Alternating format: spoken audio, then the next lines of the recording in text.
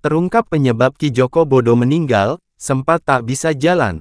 Ki Joko Bodo meninggal dunia di usia 57 tahun. Penyebab Ki Joko Bodo meninggal dunia diduga karena mengalami sakit yang menyebabkan dua kakinya bengkak sejak 2020. Ini sudah lebih dari 1 bulan. Dua-duanya bengkak. Kita kan orang meditasi sering, ucap Ki Joko Bodo saat melakoni wawancara pada Desember tahun 2020.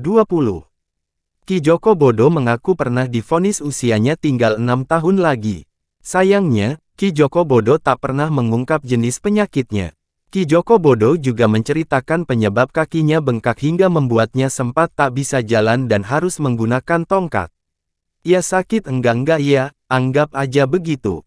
Nggak jatuh dari kamar mandi, siapa yang bilang dari kamar mandi? Ini jatuh dari sini aja, balik rumahnya. Dalam beberapa detik ya tiba-tiba ya seperti ini, kata Ki Joko Bodo. Ki Joko Bodo memilih melakukan pengobatan alternatif. Ki Joko Bodo mengaku semakin merasa dekat dengan Tuhan setelah bertobat. Dia mengatakan manusia itu semakin tua. Ia memetik pelajaran Allah itu Maha Kuasa. Dalam artian makin lama hidup manusia makin lama makin tua, contohnya ini kulit makin mengeriput. Gigi semakin ompong, rambut semakin memutih. Aku merasakan tanda-tanda alami itu, aku sampai menangis sendiri, tuturnya. Anak Ki Joko Bodo, Aida Prasasti pada tanggal 22 Agustus tahun 2022 mengabarkan kondisi sang ayah. Aida mengatakan sang ayah sudah baik-baik saja dan kembali bisa berjalan.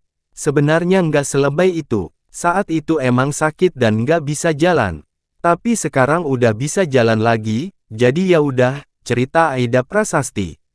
Aida merasa sang ayah memang semakin tua dan itu hal yang wajar. Aida senang ayahnya bertobat dan berharap bisa semakin diterima. Ki Joko Bodo meninggal dunia hari ini. Aida Prasasti sambil menangis membenarkan kabar tersebut. Disebut tobat jadi peramal. Ki Joko Bodo merintis karir sebagai paranormal. Belakangan, ia disebut-sebut bertobat. Ki Joko Bodo yang bernama asli Agung Yulianto meninggal dunia di usia 57 tahun.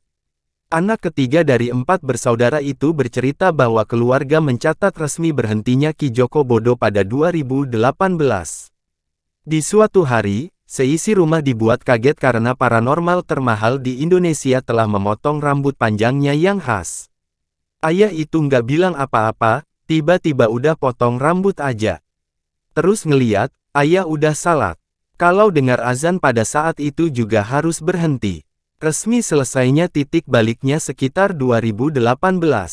Tapi sebenarnya ayah itu perlahan gitu loh, dan dia waktu hijrah itu sudah bilang nggak mau diliput sama media.